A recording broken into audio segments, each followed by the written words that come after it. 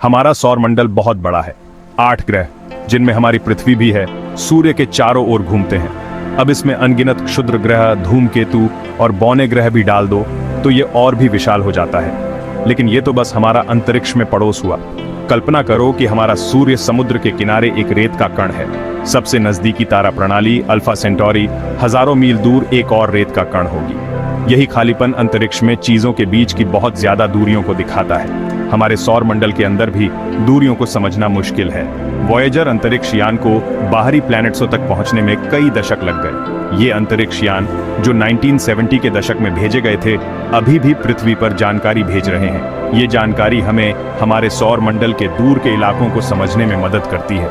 लेकिन ये दूर के इलाके भी हमारी आकाशगंगा मिल्की वे का एक बहुत छोटा सा हिस्सा है। मिल्की वे अरबों खरबों तारों की एक घूमती हुई आकाशगंगा है। हमारा सूर्य उनमें से बस एक है। जब हम रात को आसमान में देखते हैं तो हम अपनी आकाशगंगा के दूसरे तारों को देख रहे होते हैं। पृथ्वी से मिल्की वे के सर्पिल आकार को देखना मुश्किल है। हम इसके अंदर हैं, तारों और गैस के बीच से देख रहे हैं। कल्पना करो कि पिज्जा के आटे को हवा में उछालकर घुमाया जा रहा है। हमारी आकाशगंगा भी ऐसी ही है, जिसमें तारे ऐसे बिखरे हुए हैं जैसे पिज्जा पर चीजें।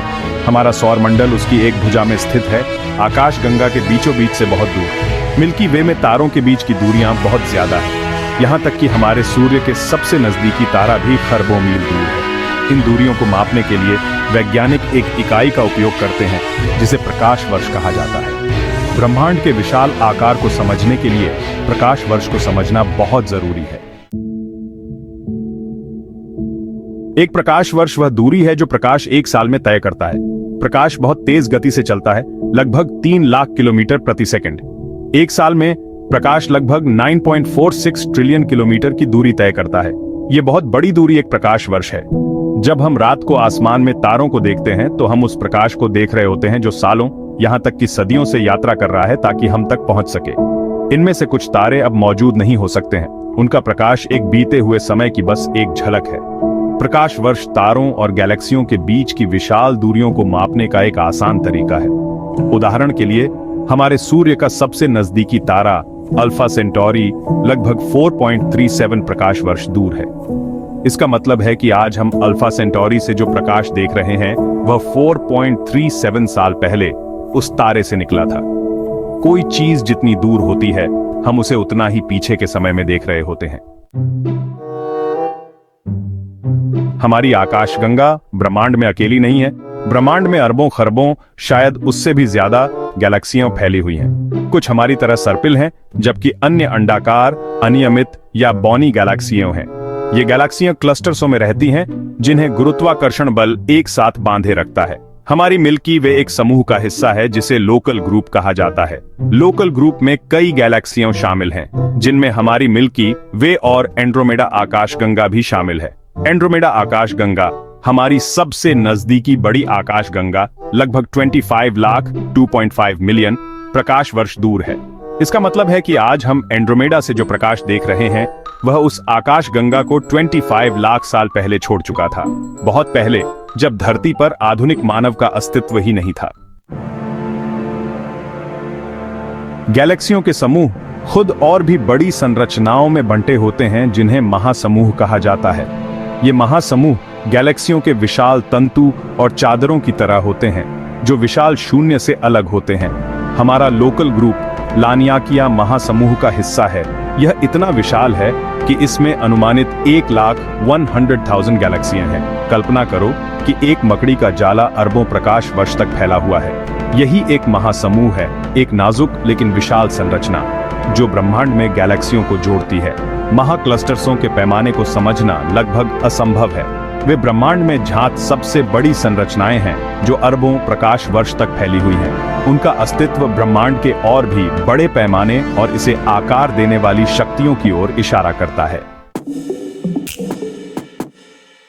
ब्रह्मांड स्थिर नहीं है, ये फैल रहा है। इसका मतलब है कि गैलेक्सियां एक दूसरे से दूर जा रही हैं। एक आकाशगंगा जितनी दूर होती है, उतनी ही तेजी से वह हमसे दूर जा रही होती है। किशमिश वाली ब्रेड को बेक करने की कल्पना करो। जैसे जैसे ब्रेड फूलती है, किशमिश एक दूसरे से दूर जाती जाती है। इसी तरह जैसे जैसे ब्रह्मांड का विस्तार होता है, गैलेक्सियां एक दूसरे से दूर जाती जाती हैं। 20वीं सदी की शुरुआत में ब्रह्मांड के विस्तार की खोज एक महत्वपूर्ण खोज थी। इसने ब्रह्मांड के बारे में हमारी समझ को बदल दिया और बिग बैंग सिद्धांत को जन्म दिया, जो ब्रह्मांड की उत्पत्ति और विकास का वर्णन करता है।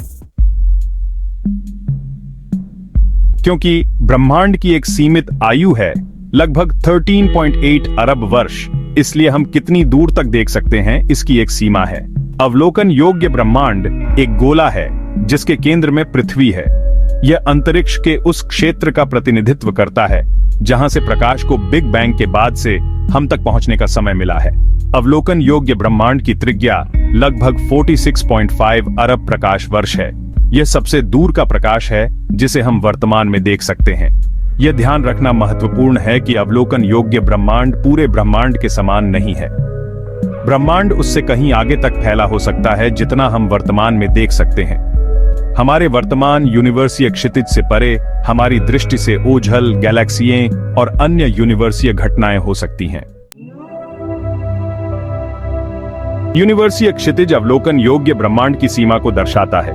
यह एक यूनिवर्सीय कोहरे की तरह है जिसके आगे हम नहीं देख सकते हैं। जैसे जैसे ब्रह्मांड की आयु बढ़ती है, यूनिवर्सीय क्षितिज का विस्तार होता है। हम ब्रह्मांड के बारे में अधिक देखते हैं क्योंकि अधिक दूर के क्षेत्रों से प्रकाश अंततः हम तक पहुंचता है। हालांकि ब्रह्मांड के विस्तार का मतलब यह भी है कि कुछ क्षेत्र हमेशा हमारी पहुंच से बाहर रहेंगे। गैलेक्सियों के बीच बढ़ती दूरियों के कारण उनके प्रकाश को हम तक पहुंचने के लिए कभी भी पर्याप्त समय नहीं मिलेगा। यूनिवर्सीय क्षितिज ब्रह्मांड की विशालता और हमारी वर्तमान समझ की सीमाओं की याद दिलाता है। यह हमारी जिज्ञासा को जगाता है कि हमारी वर्तमान पहुंच से परे क्या है और हमें ब्रह्मांड में गहराई से झांकने के लिए नई तकनीकों और तरीकों को विकसित करने के लिए प्रेरित करता है। मल्टीवर्स की अवधारणा ब्रह्मांड की विशालता को एक अलग ही स्तर पर ले जाती है। कुछ सिद्धांत बताते हैं कि हमारा ब्रह्मांड कई यूनिवर्सों में से एक हो सकता है। हर एक के अपने भौतिक नियम और स्थिरांक हैं। यूनिवर्सों के इस संग्रह को मल्टीवर्स कहा जाता है। बुलबुले वाले पानी की कल्पना करो, जहां हर एक बुलबुला एक अलग ब्रह्मांड को दर्शाता है। प्रत्येक ब्रह्मांड में अलग अलग गुण, भौतिकी के अलग अलग नियम और यहां तक कि अलग अलग आयाम भी हो सकते हैं। मल्टीवर्स परिकल्पना अभी भी काफी हद तक काल्पनिक है और ब्रह्मांड विज्ञान और सैद्धांतिक भौतिकी में चल रहे शोध और बहस का विषय है। हालांकि यह उन असीम संभावनाओं पर प्रकाश डालता है जो हमारी वर्तमान वैज्ञानिक समझ के दायरे में मौजूद है।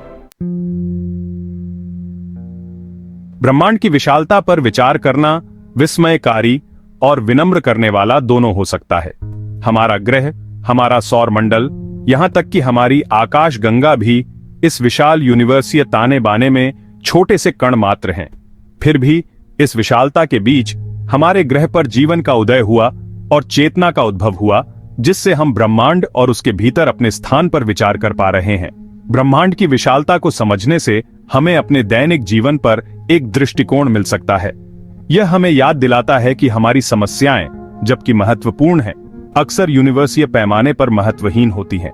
यह हमें अपने जीवन को आश्चर्य, जिज्ञासा और उस ब्रह्मांड का पता लगाने और उसे समझने की इच्छा के साथ जीने के लिए प्रोत्साहित करता है जिसमें हम रहते हैं। ब्रह्मांड का पता लगाने और उसे समझने की खोज एक कभी न खत्म होने वाली यात्रा है। हर नई खोज के साथ हम और अधिक रहस्यों का अनावरण करते हैं, मानव ज्ञान की सीमाओं को और आगे बढ़ाते हैं। हमारे यूनिवर्सीय पड़ोस से लेकर अवलोकन योग्य ब्रह्मांड के सबसे दूर के इलाकों तक अभी भी बहुत कुछ सीखना और तलाशना बाकी है। जैसे जैसे हम नई तकनीकों का विकास करना जारी रखते हैं और ब्रह्मांड के बारे में अपनी समझ को परिष्कृत करते हैं, हम और भी महत्वपूर्ण खोजों की उम्मीद कर सकते हैं जो ब्रह्मांड और उसके भीतर हमारे स्थान के बारे में हमारी समझ को नया रूप देंगे। ब्रह्मांड अपने अनंत अजूबों के साथ हमारे निरंतर अन्वेषण की प्रतीक्षा करता है।